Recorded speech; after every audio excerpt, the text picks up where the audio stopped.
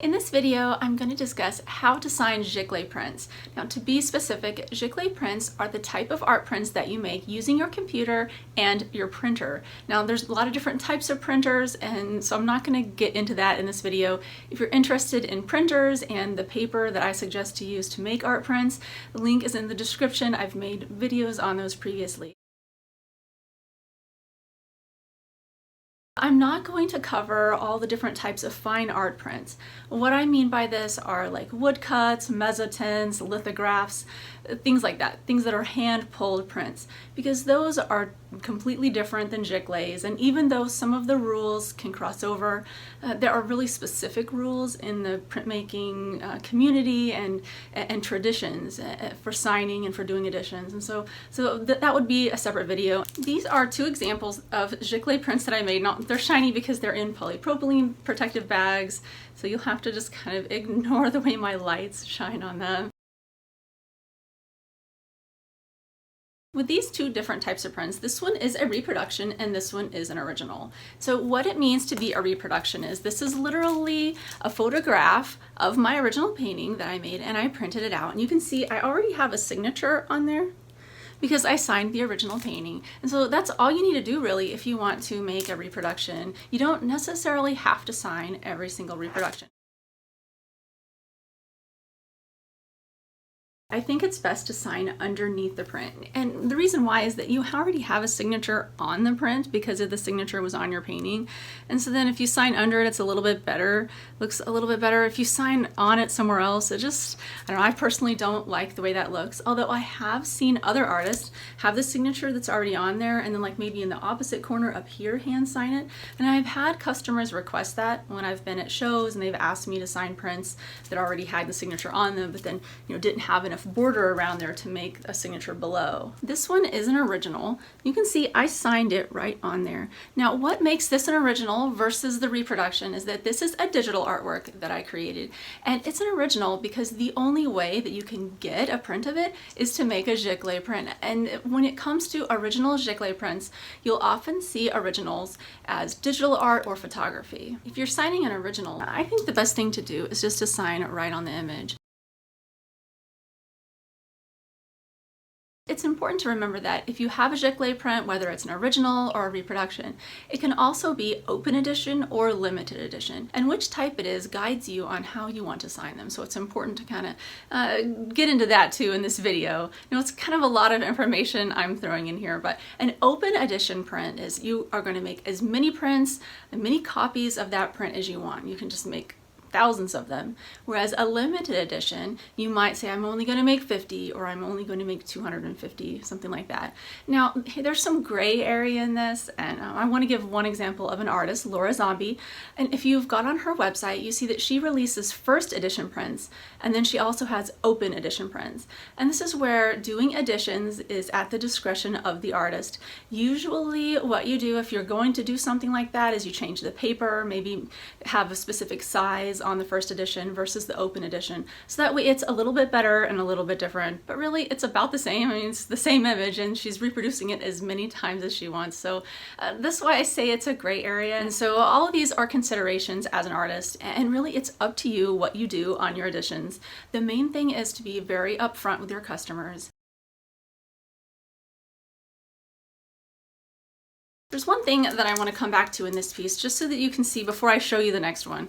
So this is an 11 by 14 piece of paper that I've printed on. It looks like it's matted, but it isn't actually. I just put a black line around the image. Now I do this because for me, from an inventory management standpoint, I can't afford to put mats in all of these. There are a lot of people though that like the matted look on their prints, and they will sign underneath them and then they will mat them. And the reason they'll do this is oftentimes if you make, let's say you make an 8 by 10 print, but then you sign underneath it, it's going to be really difficult for a person to find a pre-cut mat with a frame that's already made that won't cover up that signature, because the image would be already 8 by 10. And then if you squeeze the image size down so that way it would all fit in an 8 by 10, then the customer has to center it up in the window of the mat, and it just makes it hard for the customer to frame it on their own. And that's why most artists will mat them if they are going to sign underneath them. You see how it looks really nice. This has a more of a fine art look. Now this is not my reproduction of one of my works. This is Greg's painting of my cat, Mr. Samadhi. Isn't he cute? My little baby boy. He's not a little kitten anymore, but this is really cute artwork of him. But you can kind of see here, he's got the title and then the edition number, because although this is a reproduction, it is an edition print. It's a limited edition, and then he signed it. And he used a pencil for signing. And he does that in all of his. He usually uses a pencil, whether they are an original or whether they are a reproduction. And I think he does that so his signature kind of fades into the background a little bit, and so that way it's not a center focal point.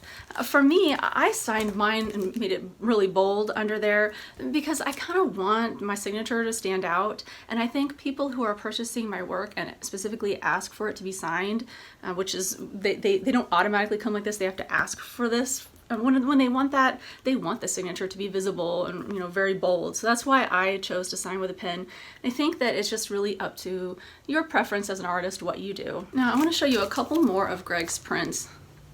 You can see that there's the edition on there because these are limited edition, and these are reproductions of his paintings. They're not originals.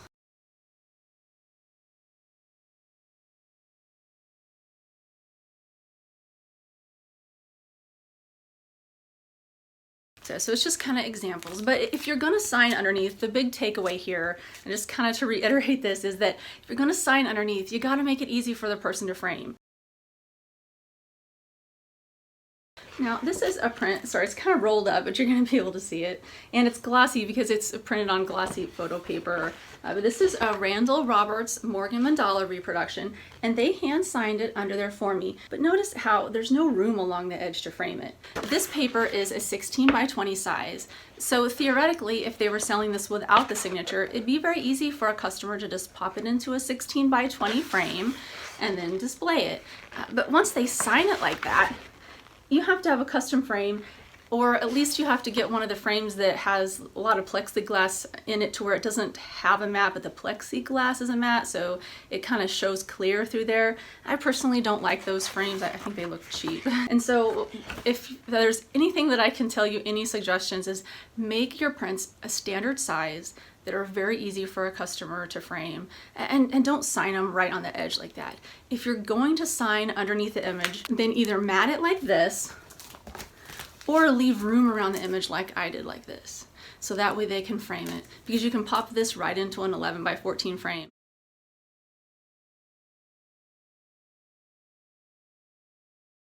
Here are two canvas reproductions that I got from Laura Zombie, and they're hand signed by her. You can see down here her signature. It looks really cool. She kind of makes it creative, puts a peace sign and a heart in there, and she signs hers with Sharpies.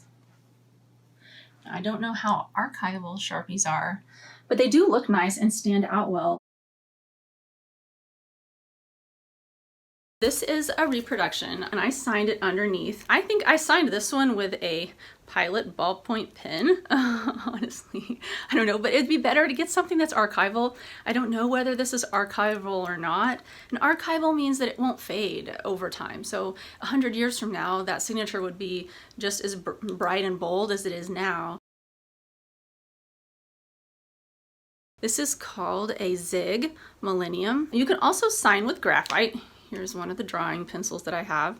Now these are for making art. You can probably just sign with any graphite because it's archival. I also like to sign with Sakura Jelly Roll pens. I love using these pens because they come in all sorts of different colors, and they're really affordable, they're archival, and they don't clog up on you when you write with them over time. And links are in the description to all of these different pens. Well, I think that sums up everything I know about signing Giclee prints.